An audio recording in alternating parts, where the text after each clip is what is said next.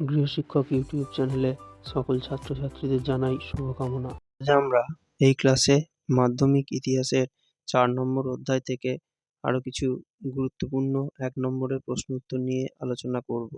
এর আগের ক্লাসে আমরা আমাদের চ্যানেলে 4 নম্বর অধ্যায় থেকে 30টা গুরুত্বপূর্ণ 1 নম্বরের প্রশ্ন উত্তর নিয়ে আলোচনা করেছিলাম। আমাদের সেই ক্লাস যারা দেখোনি তারা অবশ্যই দেখবে। আর আমাদের চ্যানেলটা এখনো সাবস্ক্রাইব যারা করোনি তারা সাবস্ক্রাইব করে বেল আইকনটা প্রেস করে রাখবে, তাহলে আমাদের চ্যানেলের নতুন ক্লাসগুলো তোমরা অবশ্যই দেখতে পাবে। যাদের ইতিহাস ভালোভাবে তৈরি হয়নি তারা তোমাদের স্কুলের যে দ্বিতীয় পরীক্ষা সেকেন্ড সামেটিভ পরীক্ষার জন্য এই প্রশ্নের উত্তরগুলো খুব ভালোভাবে তৈরি করে যাবে। এখান থেকেই তোমরা পরীক্ষায় অনেক প্রশ্ন অবশ্যই কমন পাবে। তাহলে আজ আমাদের আলোচনার প্রশ্ন, ভারত সভার মুখপত্র ছিল এটা হবে বেঙ্গলি পত্রিকা। পরের প্রশ্ন, বেঙ্গলি পত্রিকার সম্পাদক ছিলেন, এটা হবে সুরেন্দ্রনাথ বন্দ্যোপাধ্যায়। পরের প্রশ্ন, লন্ডনে ব্রিটিশ ইন্ডিয়া সোসাইটি প্রতিষ্ঠা করেন 1839 সালে উইলিয়াম অ্যাডাম। পরের প্রশ্ন, ব্রিটিশ ইন্ডিয়া অ্যাসোসিয়েশন প্রতিষ্ঠিত হয়েছিল 1851 খ্রিস্টাব্দে। পরের প্রশ্ন, ব্রিটিশ ইন্ডিয়া অ্যাসোসিয়েশনের প্রথম সভাপতি ছিলেন, এটা হবে রাধাকান্ত দেব। পরের প্রশ্ন, ব্রিটিশ ইন্ডিয়া অ্যাসোসিয়েশনের প্রথম সম্পাদক ছিলেন, এটা হবে দ্বারকানাথ ঠাকুর। পরের প্রশ্ন, একজন ব্যঙ্গচিত্র শিল্পীর নাম লেখো, এটা হবে গগনেন্দ্রনাথ ঠাকুর। বানানটা অবশ্যই ভালোভাবে পড়বে, গ গ দন্তের নয় একা দন্তের নয় দয় রফলা, গগনেন্দ্রনাথ ঠাকুর। পরের প্রশ্ন, ভারত মাতা চিত্রটি কোন ঐতিহাসিক ঘটনার পটভূমিতে আঁকা, এটা হবে বঙ্গভঙ্গ বিরোধী স্বদেশী আন্দোলন। ঠিক আছে।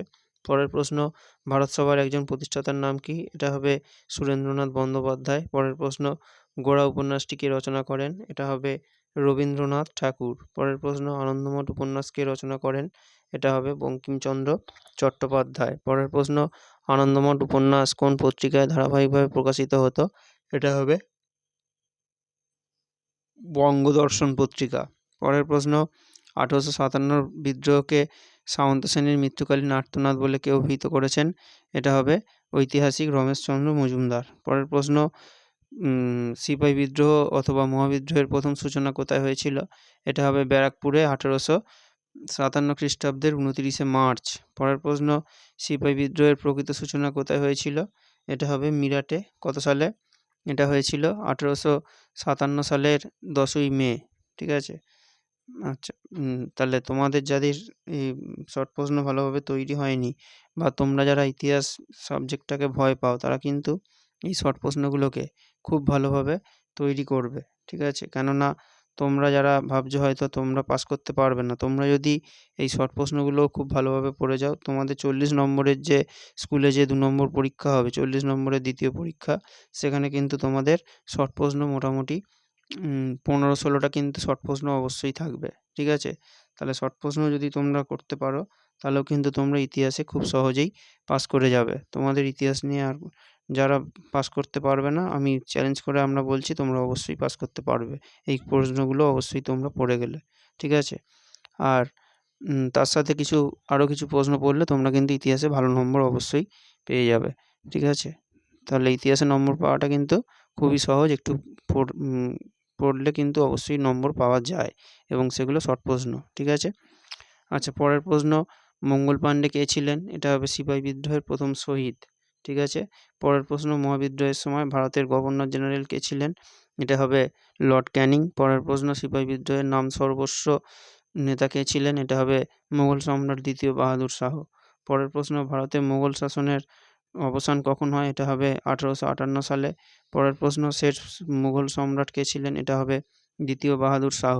পরের প্রশ্ন, বাংলার একজন জাতীয়তাবাদী সাহিত্যিকের নাম লেখো, এটা হবে বঙ্কিমচন্দ্র চট্টোপাধ্যায়। ঠিক আছে, তাহলে তোমরা এই প্রশ্নগুলো বারবার অভ্যাস করো, তাহলে তোমরা এই প্রশ্নগুলো খুব সহজেই তৈরি করে নিতে পারবে এবং পরীক্ষায় তোমরা খুব সহজেই 5 নম্বর তুলে নিতে পারবে। ঠিক আছে, আরও কয়েকটা প্রশ্ন আমরা আলোচনা করব।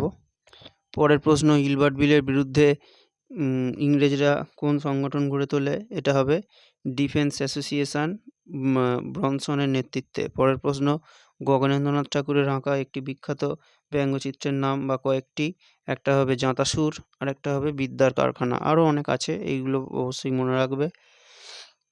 পরের প্রশ্ন, গগনেন্দ্রনাথ ঠাকুরের আঁকা একটি বিখ্যাত ব্যঙ্গচিত্র সংকলনের নাম। এখানে কিন্তু সংকলন বলেছে, শুধু চিত্রের নাম বলেনি। এটা হবে বিরূপ বজ্র আর অদ্ভুত লোক। ঠিক আছে, এই প্রশ্নের উত্তরগুলো তোমরা ভালোভাবে তৈরি করো। এরপরের ক্লাসে আমরা তোমাদের এই অধ্যায় থেকে কিছু গুরুত্বপূর্ণ 2 নম্বরের প্রশ্নের উত্তর নিয়ে আলোচনা করব।